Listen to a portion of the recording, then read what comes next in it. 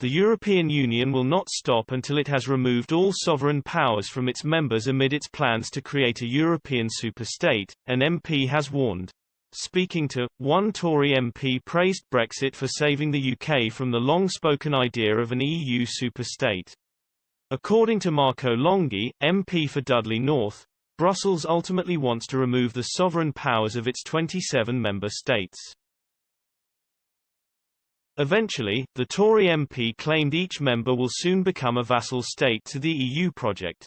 It is due to these plans the UK eventually decided to separate itself from the EU project, Mr. Longhi claimed. While the UK attempted to be a reliable ally as part of the EU, the MP insisted Britain always had the desire to be the master of its own destiny. Mr. Longhi said, "I think it's been planned for a while. I think it's been known in wider circles that this has been the plan among EU members, particularly certain EU members and the Commission. I mean, Guy Verhofstadt has been quite open about that in a number of his speeches. They want to ultimately remove what sovereign powers each individual member state has. If you like, even though each state would then be identified by the name, they become a vassal state to this superpower, with all their powers centralized in Brussels and Strasbourg. And hence the reason for every bit of legislation that's been coming out has been pulling individual member states in that direction.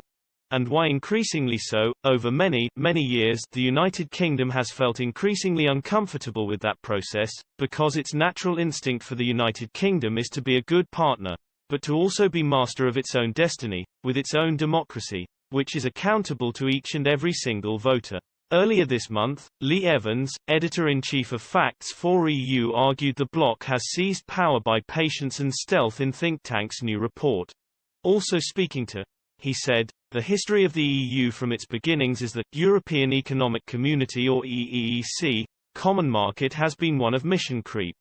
Theirs was always a project to absorb member countries into one superstate, as they made clear from the start when they talked of ever closer union."